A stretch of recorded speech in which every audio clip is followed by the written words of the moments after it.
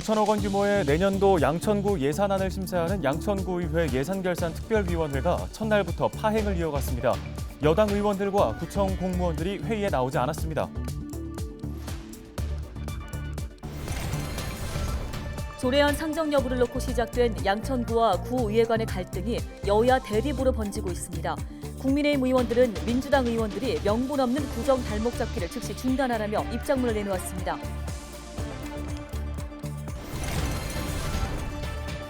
양천구 신정 내거리역 인근 신정 4구역에 1,600여 세대 규모의 공동주택이 들어설 전망입니다. 서울시가 신정 4 재정비 촉진구역 재건축 사업을 포함해 5건의 재건축 계획안을 통과시켰다고 밝혔습니다.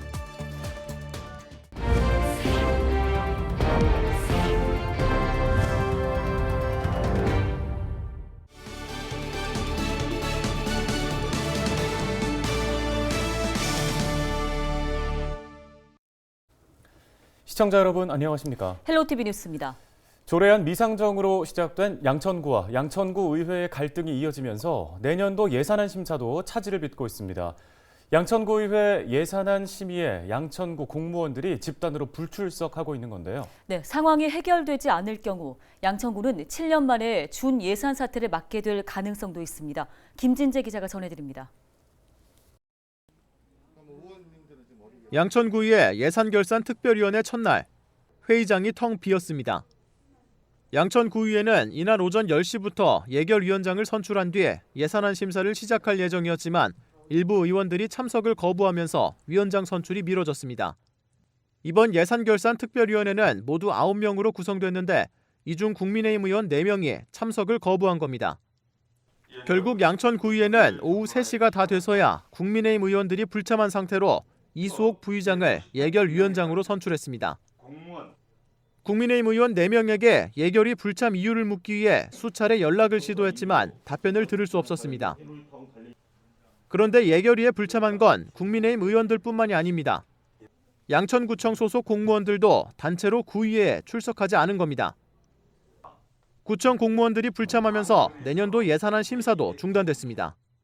현재 집행부 공무원의 불출석으로 인하여 예산안 심사를 못하고 있는 실정입니다. 집단 출석 거부로 일어나는 모든 책임은 이기재 구청장과 양천구 공무원들에게 있다는 것은 분명히 말씀드리겠습니다. 양천구 공무원들이 구의회 일정에 집단으로 불참한 건 이번이 벌써 3번째입니다.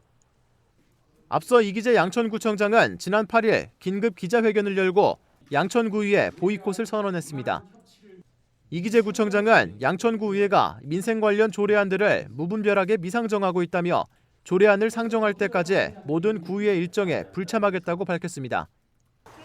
같은 날 열린 양천구의회 본회의에는 이기재 구청장을 비롯해 양천구청 공무원 전원이 불참했습니다. 당시 정택진 양천구의회 운영위원장이 구정질문을 신청했지만 답변을 해야 할 집행부가 불참하면서 구정질문도 무산됐습니다.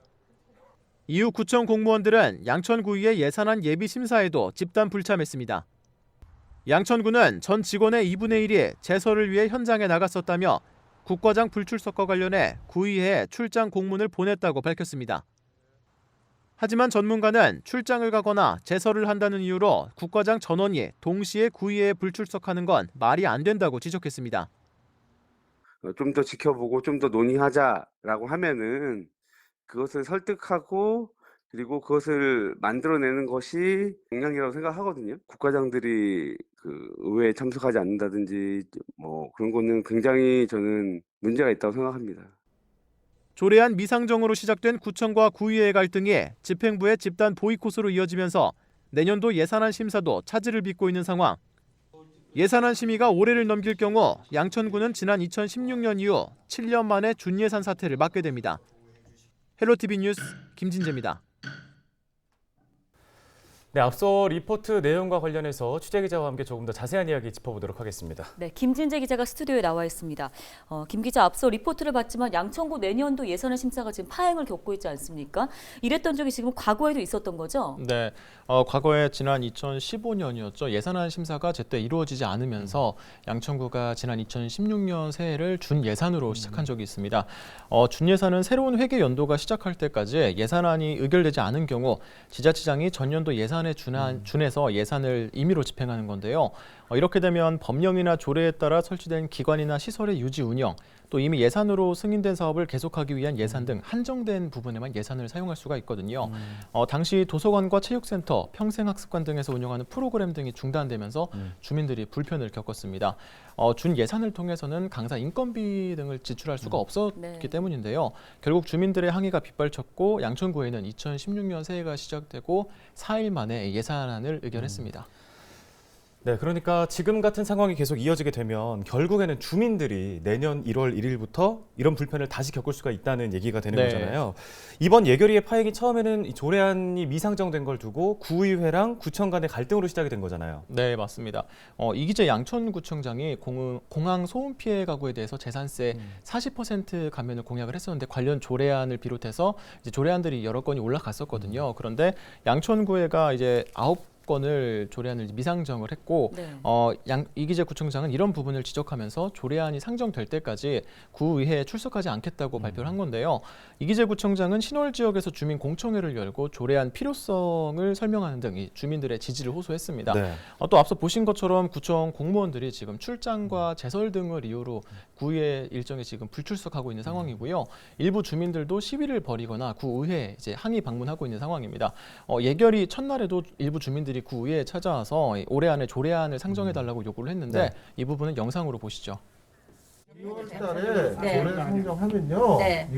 6월 달에 네. 재산 감면에 아무 문제 없습니다. 예산 지금 이미 올라와 있어요. 아니 그러니까 2월달에 조례 지금 상정할 거는 왜 뭐냐고요. 10년 안에 조례 상정이 안 이해가 안 되냐고요. 되잖아요. 지금 말이 안 되잖아요. 왜 안 되는 거예요? 왜 12월 회기로 끝내지 않고 네, 주민들이 화가 많이 나 있네요. 네. 지금 예결위 일정이 시작이 됐는데 국민의힘 의원들이 예결위에 참석을 하지 않거나 지금 입장문을 또 발표하면서 여야 갈등으로 대립하고 있다고요? 네, 국민의힘 의원들은 예결위 첫날이었던 지난 15일에 양천구의 본 회의장에 모여서 입장문을 발표했습니다.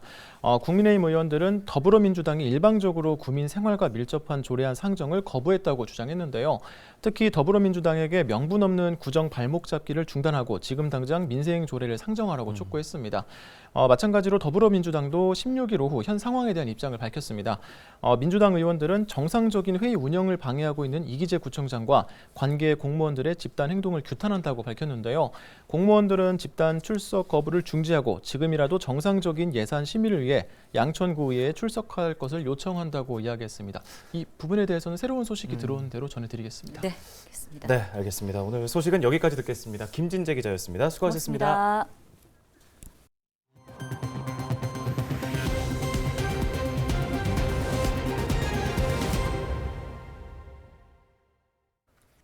다음 소식입니다. 양천구 신정사 재정비 촉진구역에 1660세대 규모의 공동주택이 재건축됩니다.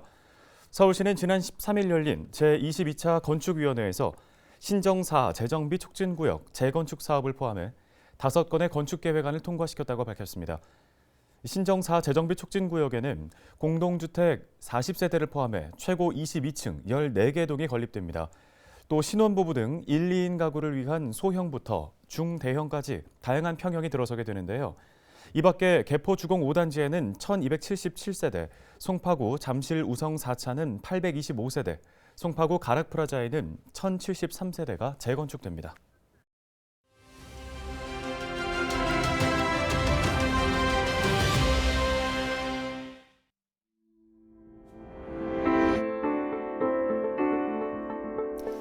올 초부터 봄철까지 이어진 오미크론 대유행은 그동안 유행 중 가장 많은 확진자와 사망자를 낳았습니다. 유행이 한창이던 3월 17일에는 하루 신규 확진자 수가 62만 명을 넘어섰고요. 같은 달 24일에는 하루 469명의 사망자가 한꺼번에 나오기도 했습니다. 확진자가 기하급수적으로 늘어나고 백신 접종률이 높아지면서 정부는 사회적 거리두기 방역 조치를 해제 또는 완화하기 시작했는데요. 정부 차원의 마스크 착용 의무화가 2020년 10월 13일에 시작된 이후 532일 만의 일이었습니다. 현재 남은 방역 조치는 실내 마스크 착용 의무, 또 확진자 7일 격리 의무입니다. 이런 가운데 실내 마스크 착용 의무와 관련된 조정 논의가 활발하게 진행되고 있습니다. 정부가 내년 1월에서 3월에는 실내 마스크 착용 의무를 조정한다는 기본 방침을 세우고 전문가 등의 의견을 수렴하고 있는데요. 내년 1월이면 코로나19가 국내에서 발생한 지 만 3년이 됩니다. 전문가들은 새해 방역 정책은 그간의 코로나 경험을 교훈으로 의료 대응 체계를 개선하는 것이 중요하다고 조언하고 있습니다. 데일리 브리핑이었습니다.